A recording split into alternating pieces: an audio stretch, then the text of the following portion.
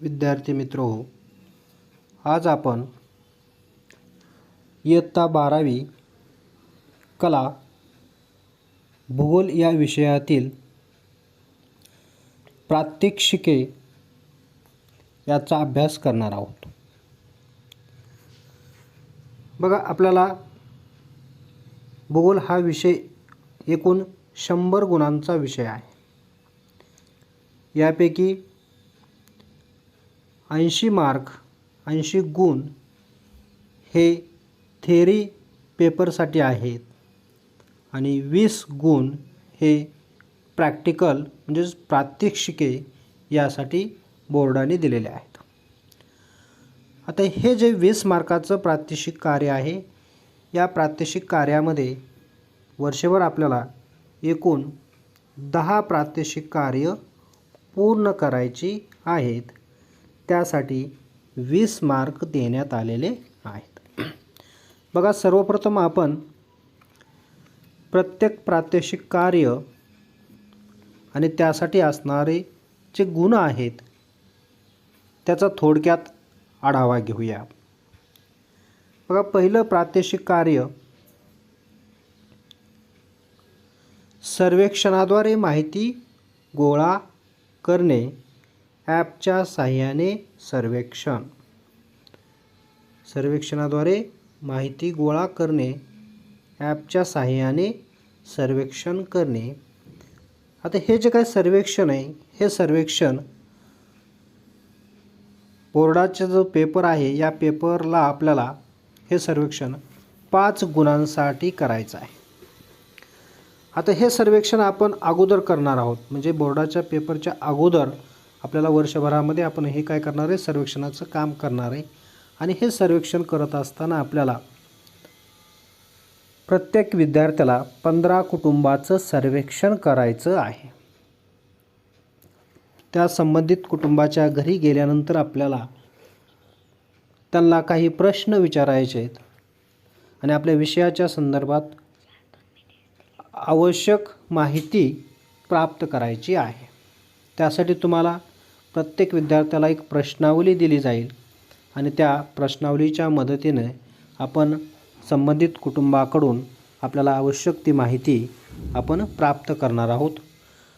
बघा, हे सर्वेक्षण करत असताना आपल्याला एकंदरीत 15 कुटुंबाला भेटी द्यायच्या आहेत आणि ह्या जर भेटी द्यायच्या म्हटलं तर आता सध्याच्या काळामध्ये जर आपण बघितलं तर कोरोनाच्या परिस्थितीमध्ये आपल्याला हे प्रात्यक्षिक कार्य करता येणार नाही। ज्यावेळेस कोरोनाचं प्रमाण कमी होईल त्यावेळेस आपण हे प्रात्यक्षिक कार्य पूर्ण करणार आहोत। ते कसं करायचं त्या संदर्भामध्ये योग्य ते मार्गदर्शन तुम्हाला नंतर करण्यात येईल। त्यानंतर दुसरं प्रात्यक्षिक कार्य आहे विदा, म्हणजे सांख्यिकीय माहितीचं संघटन करणे। विदा संघटन, त्यालाच सांख्यिकीय माहिती असं म्हटलेलं आहे। ह्या माहितीचं संघटन करणे हे प्रात्यक्षिक कार्य 2 मार्कासाठी ठेवण्यात आलेलं आहे। किती मार्कासाठी आहे? 2 मार्कासाठी ठेवलेलं आहे। त्यानंतर प्रात्यक्षिक क्रमांक 3 विदा विश्लेषण। प्रात्यक्षिक क्रमांक 3 विदा विश्लेषण, अपस्करणाचे मापन। आणि प्रात्यक्षिक कार्य 4 विदा विश्लेषण, गुणानुक्रम सहसंबंध। हे दोन्ही प्रात्यक्षिक जर आपण बघितले तर या ठिकाणी हे दोन्ही प्रात्यक्षिक बोर्डाच्या पेपरला आपल्याला एकूण 4 मार्कासाठी ठेवलेली आहेत। म्हणजे बोर्डाच्या पेपरला या 2 प्रात्यक्षिक कार्यावर 4 मार्काचा प्रश्न हा विचारला जाऊ शकतो। त्यानंतर प्रात्यक्षिक क्रमांक 5 विदा सादरीकरण, विभाजित वर्तुळ काढणे। प्रात्यक्षिक क्रमांक 6 विदा सादरीकरण, विभाजित आयत आलेख तयार करणे। आणि प्रात्यक्षिक क्रमांक 7 विदा सादरीकरण, लोकसंख्या मनोरा काढणे। हे 3 जे प्रात्यक्षिक कार्य आहेत, या 3 प्रात्यक्षिक कार्यावर आपल्याला एकंदरीत 3 मार्काचा जो प्रश्न आहे हा प्रश्न या ठिकाणी त्या 3ही प्रात्यक्षिक कार्यावर आपल्याला विचारला जाऊ शकतो. त्यानंतर प्रात्यक्षिक क्रमांक 8 स्थलदर्शक नकाशाचे विश्लेषण मानवी वस्ती. म्हणजेच तुम्हाला स्थलदर्शक नकाशा देण्यात येईल आणि त्या नकाशातील मानवी वस्तीच्या संदर्भामध्ये विश्लेषण आपल्याला नकाशाच्या सहाय्याने आपण करणार आहोत. प्रात्यक्षिक क्रमांक 9 स्थलनिर्देशक नकाशाचे विश्लेषण भूमी उपयोजन. जो नकाशा तुम्हाला देण्यात येईल त्या नकाशातील भूमी उपयोजनाचा वापर कशा पद्धतीनं झालेला आहे, जमिनीचा वापर हा कशा पद्धतीनं झालेला आहे त्याचं वर्णन आपल्याला या ठिकाणी करायचं आहे, विश्लेषण करायचं आहे. आणि प्रात्यक्षिक क्रमांक 10 स्थलनिर्देशक नकाशाचे विश्लेषण वाहतूक आणि संदेशवहन. हे 8, 9 आणि 10 हे 3 जे शेवटचे प्रात्यक्षिक आहेत त्यावर 4 मार्काचा प्रश्न आपल्याला या ठिकाणी बोर्डाच्या पेपरला विचारला जाऊ शकतो. म्हणजे शेवटचे 3 जे प्रॅक्टिकल आहेत यावर 4 मार्काचा प्रश्न हा आपल्याला परीक्षेला विचारला जाऊ शकतो. म्हणजे बघा एकंदरीत हे जर प्रॅक्टिकल आपण विचारात घेतलं तर पहिलं प्रॅक्टिकल जे आहे सर्वेक्षणाद्वारे माहिती गोळा करणे हे 5 मार्कासाठी आहे. दुसरं प्रॅक्टिकल आहे विधा किंवा सांख्यिकीय माहितीचं संघटन करणे हे 2 मार्कासाठी आहे. त्यानंतर प्रॅक्टिकल क्रमांक 3 आणि 4 हे दोन्ही प्रॅक्टिकल 4 मार्कासाठी आहेत. त्यानंतर प्रॅक्टिकल 5, 6 आणि 7 हे 3ही प्रॅक्टिकल 3 मार्कासाठी आहेत. त्यानंतर प्रॅक्टिकल क्रमांक 8, 9 आणि 10 हे शेवटचे 3 प्रॅक्टिकल 4 मार्कासाठी आहेत.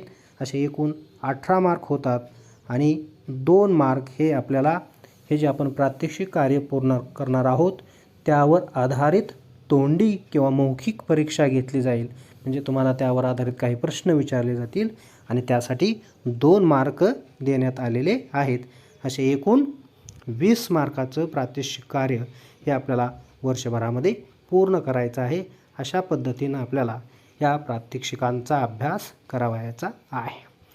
बघा त्यानंतर आपण प्रात्यक्षिक क्रमांक 2 यापासून आपण काय करणार आहोत, अभ्यासाला सुरुवात करणार आहोत. पहिलं प्रात्यक्षिक आपण नंतर अभ्यासणार आहोत. प्रात्यक्षिक क्रमांक 2 विधा, त्यालाच सांख्यिकीय माहिती असंही म्हटलं जातं. विधा संघटन किंवा सांख्यिकीय माहितीचं संघटन करणे. बघा माहितीचं संघटन करणे म्हणजे नेमकं काय. बघा भूगोलामध्ये आपल्याला विविध प्रकारची माहिती ही सतत मिळवावी लागते. म्हणजे भूगोलाचा अभ्यास करत असताना आपण काय करतो की मग पीक उत्पादन असेल, हवामान असेल, भौगोलिक रचना असेल, एखाद्या ठिकाणचं त्या ठिकाणी उद्योगधंद्याचं उत्पादन असेल, उद्योगधंद्याचं वर्गीकरण असेल, उद्योगधंद्याच्या संदर्भामध्ये काही आकडेवारी असेल, ही सर्व माहिती आपण भूगोलाच्या संदर्भामध्ये मिळवत असतो. आणि म्हणून ही माहिती मिळवत असताना ती माहिती मिळवल्यानंतर त्या माहितीची व्यवस्थितपणे आपल्याला मांडणी करता आली पाहिजे.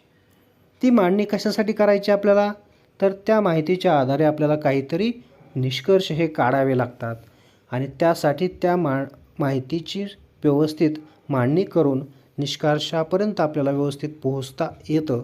आणि त्यासाठी आपण काय करत असतो, भूगोलामध्ये वेगवेगळ्या प्रकारची माहिती गोळा करत असतो आणि त्याच्या सहाय्याने मांडणी करून आपण निष्कर्षापर्यंत पोहोचत असतो. आता या ठिकाणी माहितीचं संघटन करायचं आहे. माहितीचं संघटन करायचं म्हणजे काय करायचं आहे, मिळवलेल्या माहितीचे पुनरावलोकन करून तिची उपयोगिता आपल्याला काय करायचं आहे, तपासावे लागते. यालाच काय म्हटलं त्यांनी, माहितीचं संघटन करणे असं म्हटलेलं आहे. म्हणजे भूगोलामध्ये जे आपण माहिती प्राप्त करतोय त्या माहितीचं आपल्याला काय करायची, उपयोगिता तपासायची आणि जी आपण उपयोगिता तपासतो त्यालाच त्यांनी माहितीचं संघटन करणं म्हणजेच माहिती एकत्रित करणं, माहिती गोळा करणं असं त्या ठिकाणी म्हटलेलं आहे. आता हे जे काय संघटन आहे हे संघटन बघा आपल्याला 2 पद्धतीनं करता येतं. माहितीचे जे संघटन आहे हे संघटन 2 प्रकारे करता येतं. त्यातला पहिला प्रकार माहितीची सुस्पष्ट मांडणी करून दृष्टिक्षेपात तपासणी करणे.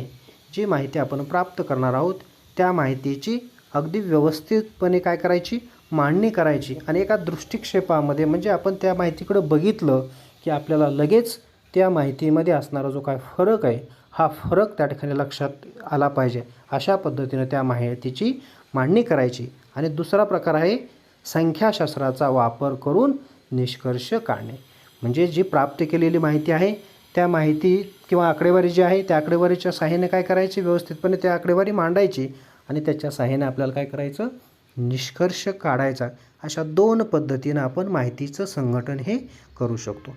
बघा, मिळवलेली माहिती ही गरजेनुसार तक्त्यात किंवा सारणीत मांडावी लागते. म्हणजे भूगोलामध्ये आपण जी माहिती अभ्यासतो, प्राप्त करतो, मिळवतो ती माहिती आपल्याला व्यवस्थित सारणीच्या स्वरूपामध्ये, तक्त्याच्या स्वरूपामध्ये काय करावं लागते, त्याची मांडणी करावी लागते. त्यासाठी विविध चलांचा वापर आपण या ठिकाणी करतो. चलांचा म्हणजे संख्यांचा वापर आपण या ठिकाणी करत असतो. उदाहरण जर सांगायचं झालं तर बघा, 100 लोकांच्या वयाची माहिती गोळा केली असता, जर समजा 100 लोक आहेत आणि त्यांच्या वयामध्ये असणारा जो काय फरक आहे हा फरक आपल्याला या ठिकाणी सांगायचा आहे. त्यासाठी त्यांच्या वयाची माहिती आपण गोळा केली. ती माहिती किंवा तो असलेला जो काय फरक आहे हे फरक सांगत असताना आपण काय करणार आहोत, 0 ते 15 वर्ष, 16 ते 30 वर्ष, 31 ते 45 वर्षाचा वयोगट, त्याचबरोबर 46 ते 60 वर्ष आणि 60पेक्षा जास्त, अशा पद्धतीनं काय करणार आहोत, त्यांचा वयोगटाची विभागणी आपण करणार आहोत आणि त्याच्या सहाय्यानं आपण त्या वयोगटामध्ये किती लोक आहेत ह्याचं विश्लेषण आपण करणार आहोत. म्हणजेच अशा पद्धतीनं आपल्याला त्या ठिकाणी त्या 100 लोकांच्या वयाची माहिती प्राप्त करता येईल, व्यवस्थित सारणीच्या स्वरूपामध्ये मांडता येऊ शकते. समजा याऐवजी लोकांच्या उत्पन्नाची माहिती घेतली तरीही ती मांडणी वर्गणीही करता येते किंवा त्यासाठी संगणकीय प्रणालीचा वापर करता येतो. त्याद्वारे नंतर विश्लेषण करून आपल्याला निष्कर्ष हे काढता येतात. म्हणजे अशा पद्धतीनं आपल्याला चलांच्या स्वरूपामध्ये, संख्याच्या स्वरूपामध्ये माहिती ही प्राप्त करायची आणि व्यवस्थित तक्त्याच्या सहाय्यानं त्याची मांडणी करणं अपेक्षित आहे. आता या ठिकाणी बघा, माहितीच्या प्रकारानुसार माहितीचे सुसंघटन, माहितीच्या प्रकारानुसार काय करायचे, या ठिकाणी माहितीचं सुसंघटन करायचे. म्हणजे काय करायचे, व्यवस्थितपणे प्राप्त केलेली जी माहिती आहे ती माहिती आपण मांडणं अपेक्षित आहे. बघा, माहितीचं संकलन केल्यावर तिची सुयोग्य पद्धतीने मांडणी करावी लागते. ही माहिती वर्गीकृत आणि अवर्गीकृत अशा पद्धतीमध्ये किंवा अशा 2 गटामध्ये आपल्याला विभागता येते. सुरुवातीला आपण अवर्गीकृत माहिती म्हणजे काय ते पाहू. बघा, जेव्हा सांख्यिकीय माहिती ही मोठ्या प्रमाणात नसते. अवर्गीकृत माहिती म्हणजे काय, की जेव्हा सांख्यिकीय माहिती ही मोठ्या प्रमाणात नसते त्यावेळेस तिचे वर्गीकरण करणे आवश्यक नसते. अशी माहिती अवर्गीकृत म्हणून वापरली जाते. जेव्हा सांख्यिकीय माहिती मोठ्या प्रमाणात नसते त्यावेळेस तिचे वर्गीकरण करणे आवश्यक नसते. अशा वेळेस अशी माहिती ही अवर्गीकृत माहिती म्हणून ओळखली जाते. म्हणजे त्याचं विश्लेषण फारसं आपल्याला करण्याची गरज नसते. आपलं जे पुस्तक आहे या पुस्तकामध्ये बघा आपण त्या ठिकाणी पेज नंबर 95 यावर जर बघितलं तर या ठिकाणी दिलेलं जे उदाहरण आहे बघा, हे जे उदाहरण तुम्हाला दिलेलं आहे की या ठिकाणी 10 लोकांचं सर्वेक्षण हे केलेलं आहे, परंतु त्यांच्या उत्पन्नाचे वर्गीकरण केलेले नाही.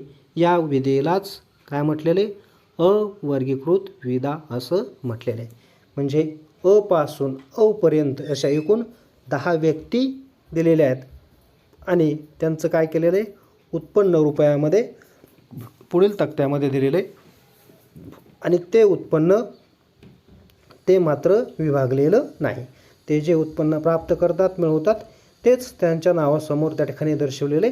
आणि अशा पद्धतीनं या ठिकाणी संख्या कमी आहे.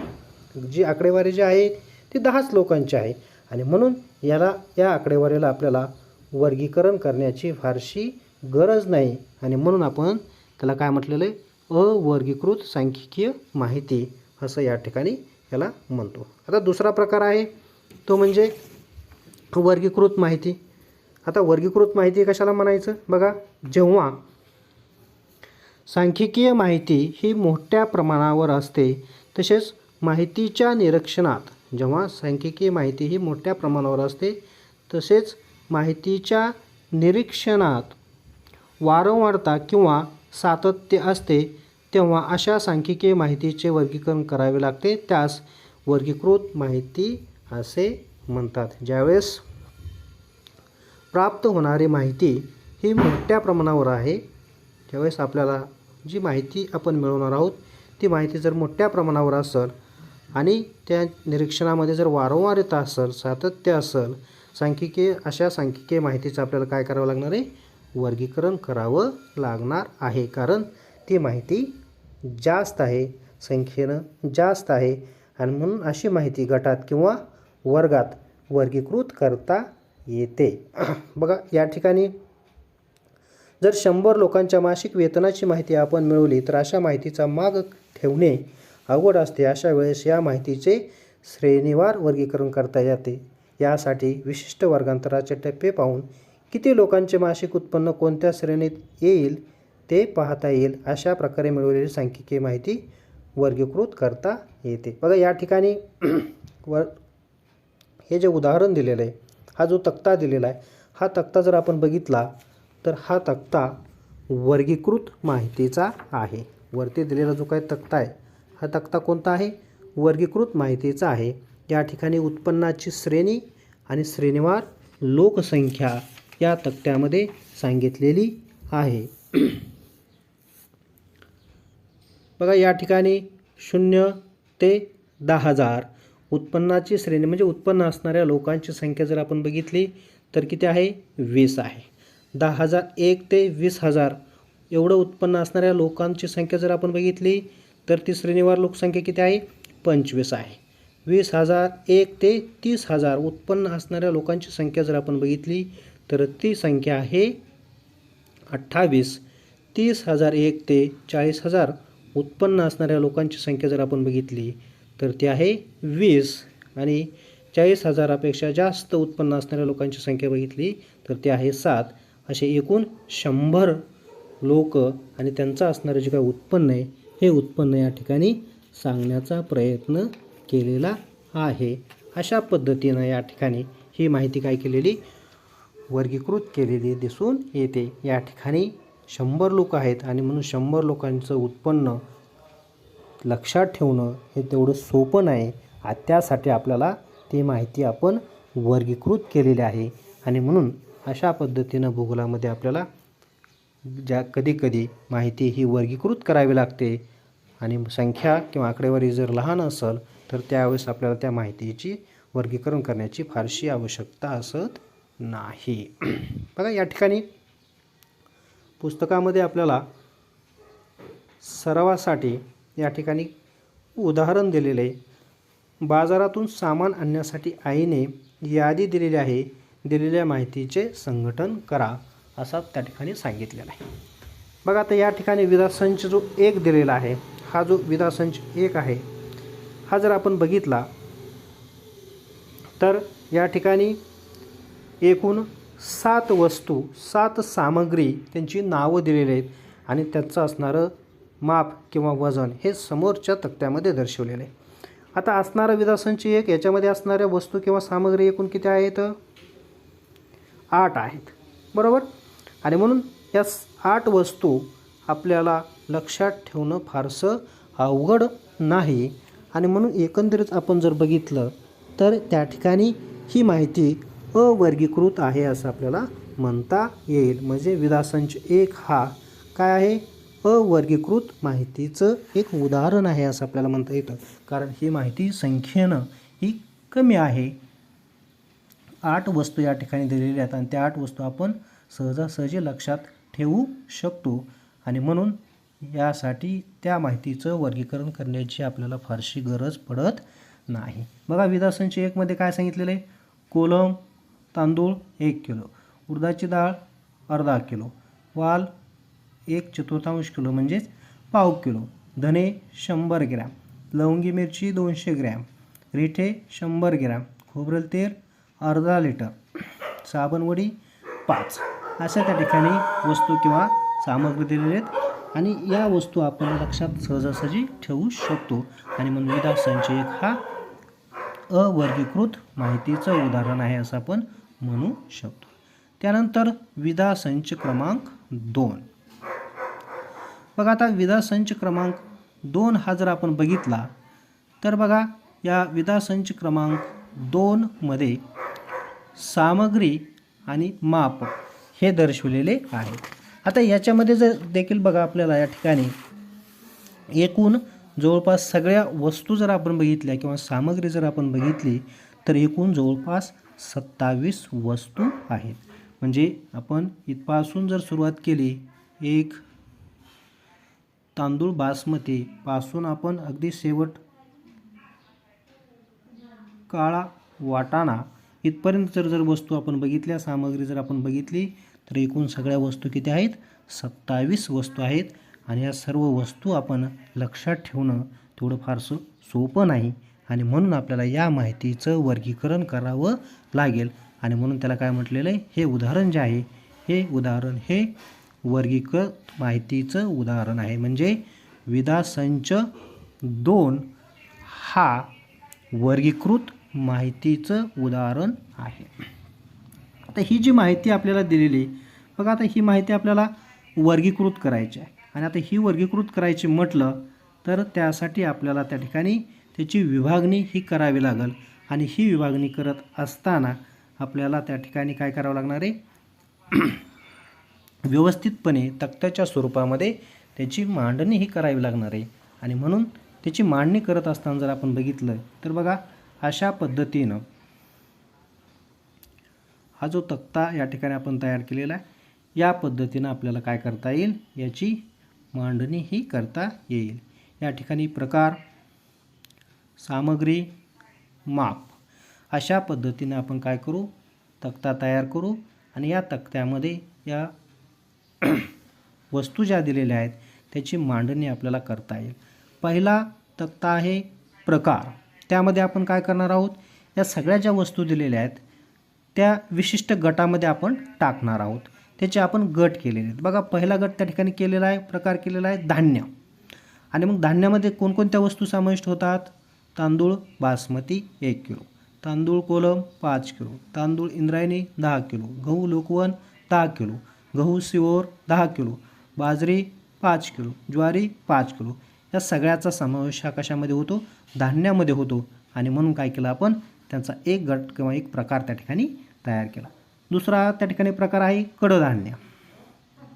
आता कडधान्यामध्ये बघा वाल 1/4 किलो म्हणजे पाव किलो, चवळी 1/4 म्हणजे पाव किलो, मसूर 1/4 म्हणजेच त्या ठिकाणी पाव किलो, पांढरा वाटाणा 1/4 किलो, हिरवा वाटाणा 1/4 किलो, काळा वाटाणा 1/4 किलो. म्हणजे आपण काय केले? कडधान्य काय केले? दिलेला जो विधा संच 2 आहे त्यामधले जे कडधान्य आहेत ही कडधान्य आपण वेगळी केलेली आहेत, त्यांचा एक गट तयार केलेला आहे. त्यानंतर पुढचा प्रकार आहे डाळी. आता डाळीमध्ये जर बघा त्या ठिकाणी तूर डाळ आहे 2 किलो, चणा डाळ आहे 2 किलो, उडीद डाळ आहे 1 किलो, मसूर डाळ आहे 1 किलो. त्यानंतर पुढचा प्रकार आहे मसाल्याचे पदार्थ. आता मसाल्याच्या पदार्थाचे त्या ठिकाणी आपण काय केले? एक गट केलेला आहे. त्यामध्ये धने 100 ग्रॅम, मिरे 100 ग्रॅम, लवंग 100 ग्रॅम, बरोबर. अशा पद्धतीनं आपण काय केले? मसाल्याचे पदार्थ त्याचा प्रकार किंवा त्याचा गट हा वेगळा केलेला आहे. पुढचा प्रकार आहे साबण. त्यामध्ये बघा साबण 10, साबण चुरा अर्धा किलो, साबण द्रावण 1 किलो असा गट त्या ठिकाणी वेगळा केला. आणि शेवट आहे तेल. खोबरेल तेल 1/4 लिटर, शेंगदाणा तेल 2 लिटर, सोया तेल 2 लिटर आणि तिळाचे तेल 1 लिटर. अशा पद्धतीनं आपण काय केलेले? या सर्व ज्या वस्तू आहेत या वस्तूंची विभागणी आपण केलेली, गटामध्ये मांडणी केलेली, वेगवेगळ्या प्रकारामध्ये आपण त्याची मांडणी केलेली. आणि अशा पद्धतीनं मग धान्य, कडधान्य, डाळी, मसाल्याचे पदार्थ, साबण आणि तेल हे प्रकार आपल्याला लक्षात ठेवणं सोपं जातं. आणि म्हणून आपण काय केलं? त्यांची विशिष्ट अशा गटामध्ये विभागणी केली, प्रकारामध्ये विभागणी केली आणि दिलेली जी आकडेवारी आहे ही आकडेवारी वर्गीकृत करण्याचा प्रयत्न केला. आणि म्हणून अशा पद्धतीनं जर समजा भूगोलामध्ये सांख्यिकीय माहिती विधा ही जर जास्त असेल, संख्येनं जास्त असेल, तर अशा माहितीचं आपल्याला काय करावं लागतं आहे, वर्गीकरण हे करावं लागतं. आणि म्हणून हे त्या ठिकाणी आपल्याला विधा संच क्रमांक 2 हा वर्गीकृत माहितीचं उदाहरण आहे असं आपल्याला म्हणता येतं. एकंदरीत आपण भूगोलामध्ये या ठिकाणी सांख्यिकीय माहिती जी आपण प्राप्त करतो आहे, या सांख्यिकीय माहितीचं त्या ठिकाणी प्राप्त केल्यानंतर विधा संघटन कसं करणं अपेक्षित आहे, वर्गीकृत करायची माहिती की अवर्गीकृत करायची, ते आपल्याला या प्रात्यक्षिक कार्यातून या ठिकाणी समजणार आहे. या ठिकाणी आपण थांबणार आहोत. यामध्ये बघा आणखीन या संदर्भामध्ये वर्गीकृत आणि अवर्गीकृत माहितीच्या संदर्भामध्ये काही उदाहरणं आपल्याला सोडवण्यासाठी दिलेली आहेत. ती उदाहरणं आपण पुढच्या व्हिडिओमध्ये अभ्यासणार आहोत. या ठिकाणी आपण थांबूया. धन्यवाद.